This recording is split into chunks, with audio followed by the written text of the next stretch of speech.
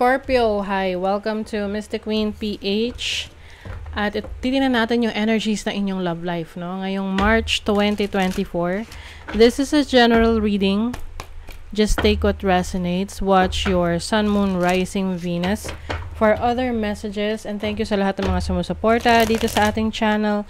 Just a reminder, gamitin nyo lamang ang reading na to bilang gabay. Pa-follow, like na rin ang ating Facebook at TikTok. Lahat po yan, Mystic Queen PH. Like, share, subscribe, turn on post notifications para lagi kayong updated sa ating mga readings. And please check out my Shopee. Available na mga protection and prosperity items, bracelets, zodiac sign bracelets, and many more. Link on the description. At kung kayo interesado sa private reading, lahat po ng information nasa description at sa pinned comment kung paano kayo makakapag-book. Okay, Scorpio. Let's see, love life. Ngayong March. Unahin natin yung mga in a relationship na Scorpio. So, if you are in a relationship, let us see. You have the Page of Swords, the Eight of Pentacles, Eight of Wands. A lot of communication for you ngayong March. Page of Swords. Yung iba sa inyo, pwede kasing medyo long distance yung relationship ninyo na tipong hindi kayo madalas magkita ng person mo. So, ngayon, lagi lang kayo nag-uusap online, voice call, or voice, tama ba? Video call. Yan. Oo. So, kailangan, maging consistent yung inyong communication with your person. Pwede kasi yung isa sa inyo na destino sa ibang lugar, sa trabaho. So, kailangan medyo may muna kayo. Distance, no, sa isa't isa. But, I feel like meron namang mag-e-effort sa inyo. Pwedeng pareho kayo mag-e-effort sa relationship na mag-usap lagi kayong magkaroon ng schedule na at this time, dito kayo mag-usap araw-araw. A lot of new beginnings rin for you. So, maaring, ayun nga, feeling ko may bagong trabaho rito eh. It's either ikaw or the person that you're dealing with, merong bagong trabaho, business project, na nagsisimula na kailangan bigyan ng attention sa ngayon. So, ngayon, medyo may pagka-LDR kayo. Oo. Text, chat, ganyan. But may effort, no? I see effort in this relationship. Gagawa naman kayo ng paraan talaga para may oras at panahon kayo sa isa't isa. I also see someone na mag-aaral, kaya medyo busy. Oo. Ayan, maghahabulan kayo. Yung iba sa inyo matagal na kayo sa relationship. Meron din ditong nakita ko na parang kababata mo, no? Kababata mo siya, tapos you decided na magkaroon kayo ng connection ulit, relationship, and sa ngayon medyo mahirap na magkaroon kayo ng ng parang physical na connection na lagi kayo magkikita. Kaya you are really exerting effort na pareho kayo. Meron din dito na posible na magta-travel papunta dun sa person niya, and then magta-travel dun yung person mo papunta sa place mo, just to nurture the relationship. But I think naman this will work out for you kung open kayo pareho, 'di ba? It is always best to show your appreciation to your partner. Ayan. Self-expression talaga. Importante that you were able to express your feelings. Hindi lang sa salita, no? Dapat pati sa gawa. Na ipapakita mo rin yon. Na hindi lang pagsasabi ng I love you, pero wala man lang 'di ba? Hindi man lang nag-effort na makipagkita. Ayan. Dating. Ascending. Oh yes, oo. You are expanding this relationship. Pwede kasing bago pa lang tong connection ninyo. It's either matagal na or bago. Kasi kung para siyang bago pero matagal nyo nang kilala yung isa't isa. Alam mo yun? Parang kababata or something.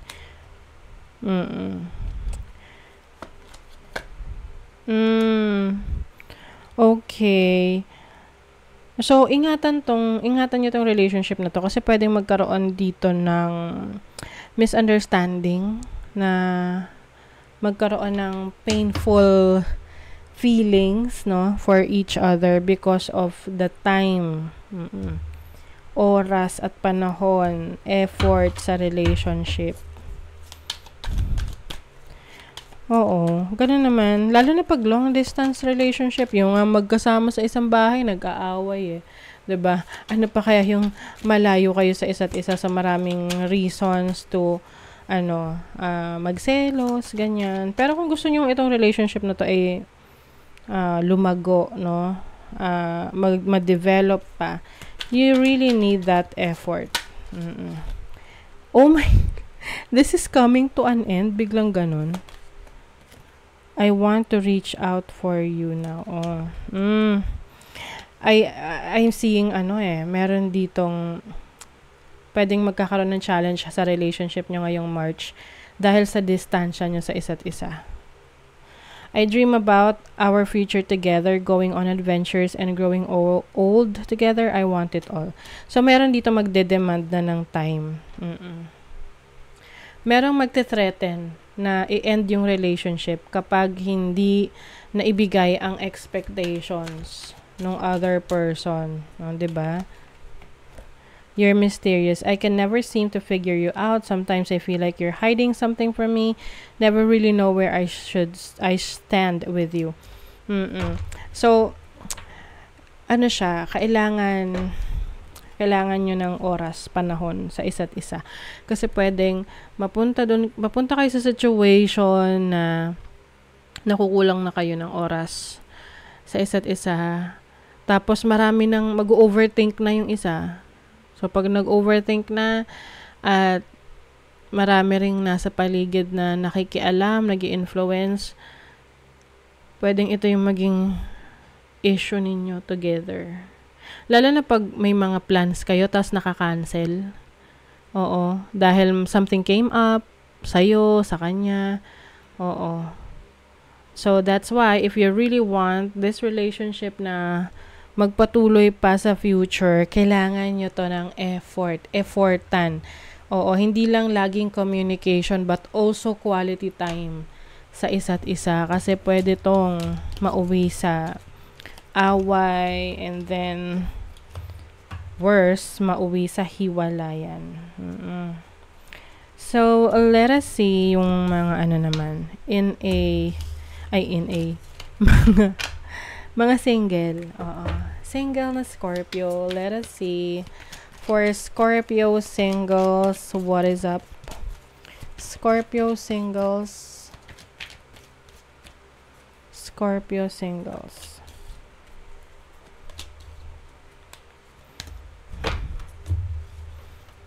Naku, yung iba sa inyo, in love pa kayo sa past.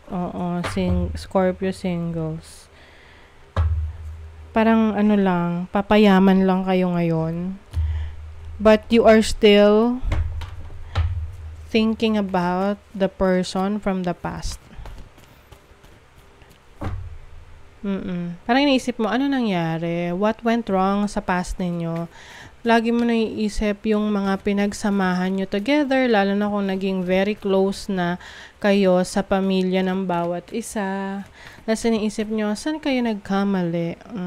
Self-love, religion. So, pwedeng ang naging issue ninyo is yung belief system, yung pananaw nyo sa buhay, magkaiba na kayo. Or meron ditong person na nag-focus muna sa kanyang sarili, so pwedeng ikaw yun. Uy, gusto ng chance. Okay. So pwedeng ikaw to na you will try to work it out with the person from the past na bigyan niya ng chance. Or pwedeng the person nakadeal mo ngayon or person from the past pala ay hihingi ng chance. Na subukan ulit ang inyong relationship. Lalo na kung nakapag-spend na kayo ng time sa isa, kanya-kanya yung buhay, tapos na-realize nyo na parang, ano naman ang success kung wala ang isa't isa sa inyo? Alam mo yun? Pwedeng naging reason kaya kayo naghiwalay is because may iba-iba na kayong priorities, may mga gusto pa kayong goals na ma-achieve sa buhay.